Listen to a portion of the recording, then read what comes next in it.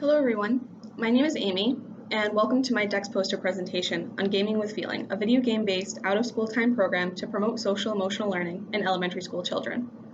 First, a little background on SEL in schools and video games.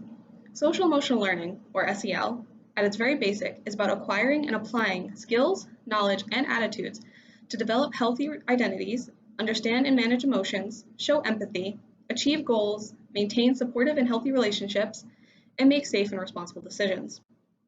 SEL can promote improved behavior, enhance academic performance and outcomes, promote healthy emotional well-being and social skills, and betters lifetime outcomes. Due to the impact from the COVID-19 pandemic, Springfield Public Schools are using an SEL curriculum called Second Step, but find it is not strongly relatable for their students. These students would benefit from supplemental activities and programs. So why video games? As video games and technology in general are becoming such a ubiquitous part of many children's lives, they may offer a way to incorporate SEL programming into the school in a way that is fun and motivating, as children and adolescents often use video games as tools for socialization, fun, challenges, and stress relief. Playing video games in moderation can also provide a wide variety of benefits. These benefits include reducing stress or anxiety, promoting adaptive emotional regulation strategies, decreasing aggressive thoughts, behaviors, or feelings, increasing pro-social thoughts, empathy, helping behaviors, cooperation, support, and sharing, and improve social skills. Video games can also improve spatial skills and 3D mental rotation, improve attention allocation, and problem-solving skills, among other benefits.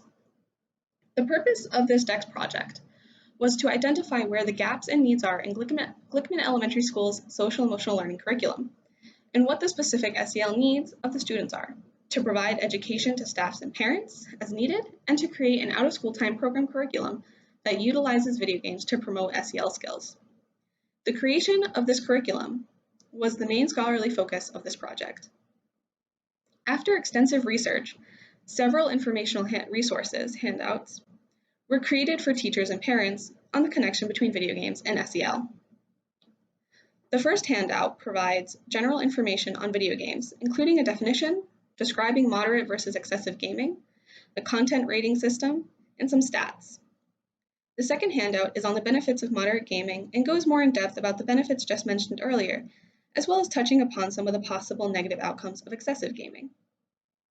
The third handout provides tips and strategies for promoting healthy gaming habits in children. Some of these include knowing the games they are playing with them, checking ratings, limit time, playtime, and overall screen time, and monitoring online game use. The final handout describes ways in which video games can be used to promote SEL, like which types of games and certain game content that can promote these skills.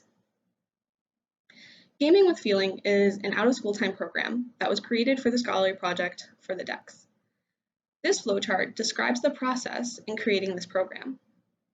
First and foremost was the needs assessment, and preliminary needs assessment was completed through research prior to the start of the DEx. This provided a general understanding of this population's SEL needs. During the first few weeks of the DEx, a more in-depth needs assessment was completed through classroom observations and discussions with a teacher and other faculty to understand the specific SEL needs of the students. Next, I was able to have one-on-one discussions with 12 out of the 17 students in the classroom I was working directly with. During these discussions, I talked with the students about video games and asked them about their gaming habits and behaviors. These discussions helped me understand the role video games play in this population to better inform the creation of my program. A preliminary literature review was done prior to the start of the DEx to gain a basic knowledge of the benefits of gaming for SEL.